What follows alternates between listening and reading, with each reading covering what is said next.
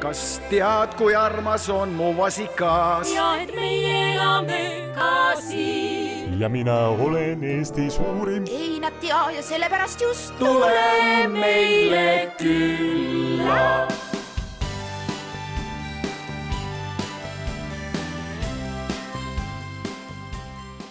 Soone talu tekkis siinsamas olnud majandiaegse farmihoone baasil.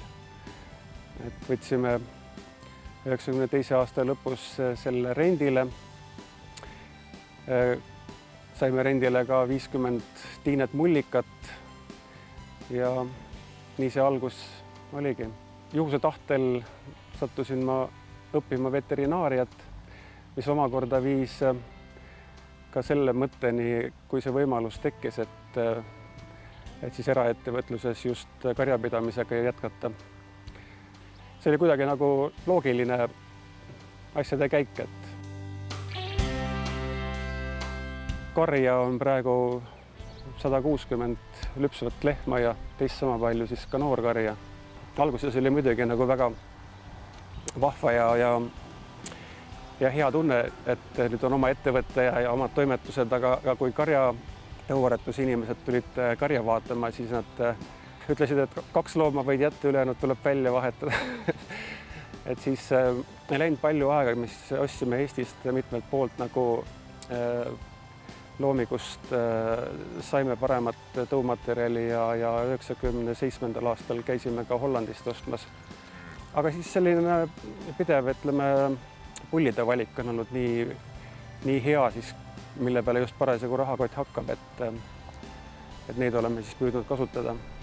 Viimastel aastatel on olnud vast see rõhuasetus rohkem põllu poole peal, et see teraviljakasvatuse arendamine ja uue otsekülvitehnoloogia juurutamine on olnud võib-olla siis selline kõige põnevam osa. Meil on praegusel hetkel kasutuses juba 1800 hektarit maad, et sellest 1400 on teraviljade all. See on tegelikult ühest küljest just väga lihtne, et anna loomale süüa ja lüpsatada ja ongi kõik, aga tegelikult see kätkeb endas nagu tohutut hulka erinevaid vajalikke teadmisi, et see kõik see temaatika, mille on endaga kaasa toonud see toetuste osa, kõik investeeringutoetused ja kõiges selles orienteerumine, et tegelikult peab olema nagu mitmel rindel päris aktiivne ja pädev, et see asi töötaks hästi, sest et halvasti tehes ei oleks vist nagu lõppkaugel, et peab tegema nii hästi, kui on võimalik praegusel hetkel. Kui Euroopa Liit tuli oma toetusrahadega ja siis tegelikult hakati kogu seda vabapidamisfarmindust arendama päris kiires tempos, nii ka meil, siis sai 2007 see uus farm valmis ja eks ta olekski vist nii, et kui seda uut farmi ei oleks ehitanud, siis ma ei tea, kas me nendes vanades oludes saaksimegi praegu üldse toimetada või kas me hakkama saaksime.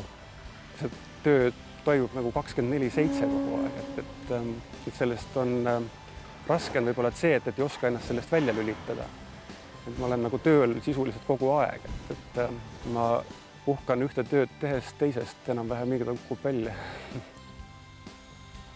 Ma ei kujutaks nagu elu linnas ette, et tegelikult ma olen selles mõttes nagu üdini maakas, et ega see kõik, mis toimub, eriti suvisel ajal, et kevadel külvatakse ja siis mis on külvatud, areneb ja kasvab ja lõpuks kuni selleni välja, et siis on saaginumbrid ja et selles kõiges on oma võlu. Seda ei teeks nagu nii-öelda palgatööna nagu ealeski või ei suudaks nagu panustada nii palju endast. Eks on õnne ka olnud, et sellistest suurematest karidest on nagu saanud nagu üle ikka, et eks et raskeid aegu on olnud selle perioodi jooksul ju piisavalt, et ta ikkagi on nagu välja vedanud. Meil ei ole nagu selle vastu kunagi midagi olnud, et kui inimestel on huvi tulla vaatama ja tutvuma sellega, mida me siin teeme. Kõik, mis meil siin näidata on, et kõigele on juurdepääs ja kõigega saab tutvuda. Näitame farmi, näitame loomi, näitame tehnikat, kes siis just parasjagu oma lõigu peal tugev on, siis annab selgitusi.